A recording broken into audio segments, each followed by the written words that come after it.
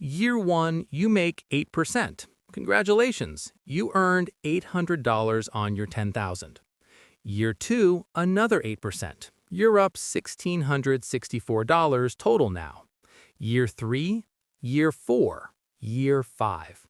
You've been investing religiously for 5 years, and you know what you have to show for it?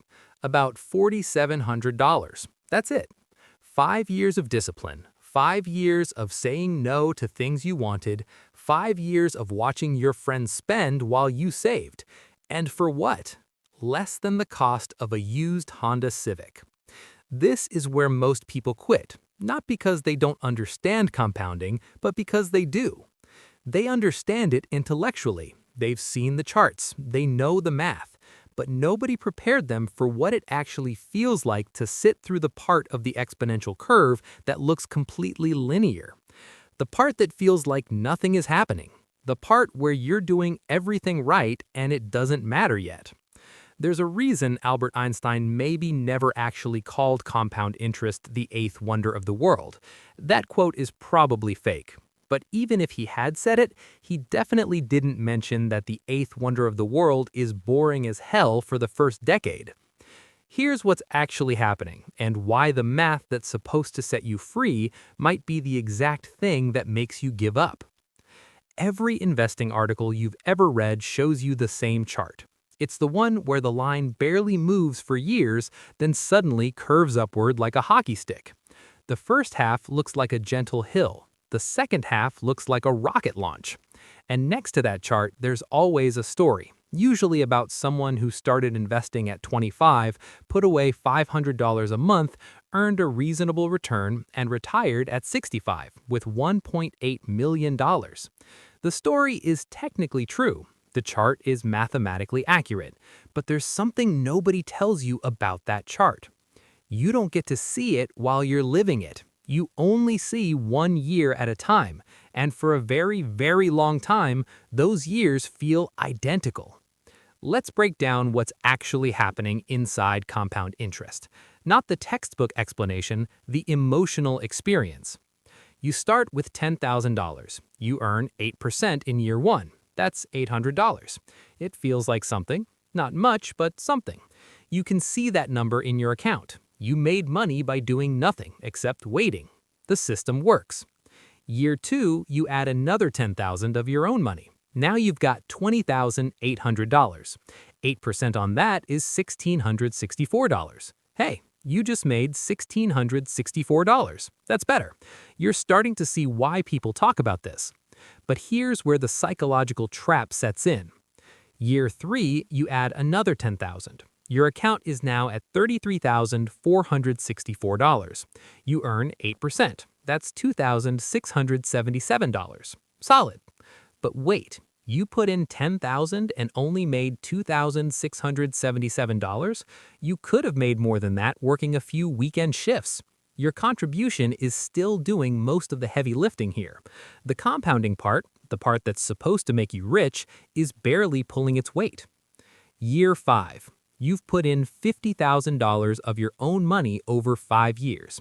Your account is worth about $63,400. Your total gain is roughly $13,400. You made $13,400 by locking up $50,000 for 5 years. That's a 26% total return over 5 years. Annualized, it's solid, but it doesn't feel like magic. It feels like a high-yield savings account with extra steps. This is the point where your brother-in-law tells you about the 40% he made on Nvidia in 3 months. This is where you start seeing TikToks about people turning $5,000 into $50,000 trading options. This is where boring index funds start feeling like a scam designed to keep you poor slowly. Here's the part that nobody wants to say out loud. Compound interest doesn't really start compounding in any meaningful way until you have a lot of money already. The magic everyone talks about, it requires a base level of capital that takes years or decades to build if you're starting from scratch. Let's say you're 25 and you start investing $500 a month. At 8% annual returns, here's what your account looks like. After 5 years, you've contributed $30,000. Your account is worth about $36,700. Your gains are $6,700. Your money made $6,700 while you made $30,000. You're still the engine here. The compound in interest is just a passenger. After 10 years, you've put in $60,000. Your account is worth around $91,500. Your gains are $31,500. Okay, now we're talking. That's real money. But it took a decade, and your contributions still make up 2/3 of the total. After 15 years, contributions are $90,000. Total account value is about $170,000. Your gains are now $80,000. Finally, the returns are starting to match your contributions. 15 years in, you've reached parity. But here's the thing. Most people don't make it to year 15 because year 6 feels like year 3. Year 8 feels like year 5. There's no sudden moment where you wake up and the money has doubled overnight. It's just slow, silent accumulation that doesn't feel like anything special is happening. And then year 20 hits. You've contributed $120,000 over 2 decades. Your account is worth $296,000. Your gains are $176,000. Now the returns are bigger than everything you put in. Year 25. Contributions total $150,000. Account value is $474,000. Your gains are $324,000. Now you've made more than double what you contributed.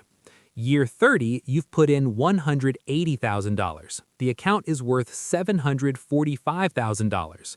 Your gains are $565,000. This is the hockey stick everyone talks about. This is where it starts to feel like actual wealth building.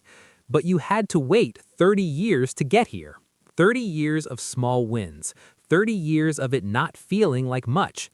30 years of wondering if you should have just bought real estate or started a business or done literally anything else that felt more active than watching a number tick up slowly in an app. The reason most people abandon long-term investing isn't because they're impulsive or financially illiterate, it's because the math is correct, but the experience is brutal. You're essentially being asked to have faith in a process that won't feel rewarding for 10 to 15 years. You're being told to ignore every instinct you have about immediate feedback and tangible results. You're supposed to watch your friends buy cars and take trips and start businesses while you dump money into an account that grows slower than your career does. And the worst part? The system is designed this way. It has to be. Exponential growth is backloaded by definition. The first half of an exponential curve is always flat. That's not a bug, that's the math. But humans aren't wired for exponential thinking. We're wired for linear progress. We expect that if we work twice as hard, we get twice the result. If we wait twice as long, we should have twice as much. Compounding doesn't work that way. You wait twice as long and you might have 2.5 times as much. You wait 3 times as long and suddenly you have 7 times as much. The back half accelerates in ways that feel impossible when you're living through the front half. There's another layer to this that makes it even harder. The real compounding, the wealth building part, doesn't just come from returns on your investments. It comes from returns on your returns. And that only starts to matter when the returns themselves are large enough to generate meaningful new returns. Let's say you have $10,000 invested. You earn 8%. That's $800. Next year, that $800 earns 8%. That's $64. $64 that you didn't have to work for or contribute. That's the compound part. That's the magic. But $64 is nothing. It doesn't change your life. It doesn't even buy groceries for a week. Now let's say you have $500,000 invested. You earn 8%. That's $40,000. Next year, that $40,000 earns 8%. That's $3,200. That's a meaningful chunk of money. That's a vacation. That's a used car. That's something. The compounding only feels like compounding when the base is already big. And getting the base big takes time. A lot of time. More time than most people are willing to give. The financial media doesn't help. Every year, there's a new story about the investor who started with nothing and retired early, the person who maxed out their 401k and bought index funds and now lives on a beach at 45. These stories are real, but they're survivorship bias in its purest form. You're hearing from the people who made it through the boring years, the ones who didn't quit, the ones who had stable incomes and no major emergencies, and the discipline to keep going when nothing felt like it was happening. You don't hear from the people who invested for 7 years, had a medical emergency, and had to cash out at a loss. You don't hear from the people who did everything right but started in 2005 and watched their account get cut in half by 2008 and decided this whole thing was a scam.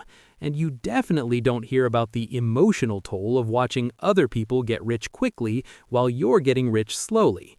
The opportunity cost isn't just financial, it's psychological.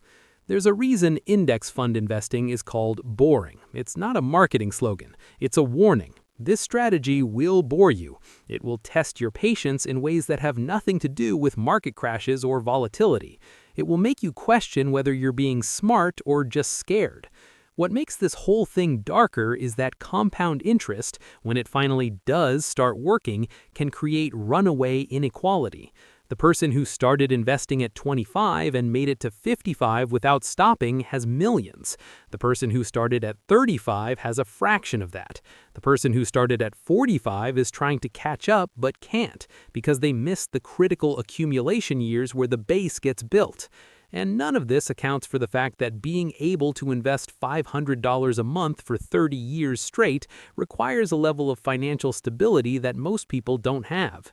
It requires no major health crises, no prolonged unemployment, no caregiving responsibilities that derail your income. It requires things to go right for a very long time. Compounding rewards people who already have money with more money. It rewards people who can afford to wait with exponential gains, and it leaves behind everyone who can't. The eighth wonder of the world, if Einstein actually said that, is only wonderful if you have enough time and enough stability to let it run. So here's the unresolved question. If you're in year 5 right now, looking at your account, seeing a number that feels too small for the sacrifice you've made, what do you do? Do you trust the math? Do you believe that year 20 will feel different than year 5, even though year 5 feels identical to year 2? Or do you accept that compounding might be real, but the version of compounding that changes lives requires a starting point most people don't have and a time horizon most people can't sustain? Because here's the truth nobody wants to admit. Compounding works. The math is sound. The strategy is proven. But the experience of compounding is waiting, and waiting feels like nothing. And nothing is the hardest thing in the world to stick with when everyone around you is doing something. The people who make it to the hockey stick part of the curve aren't special. They're not smarter, they didn't have better returns, they just didn't quit during the years when quitting made perfect sense.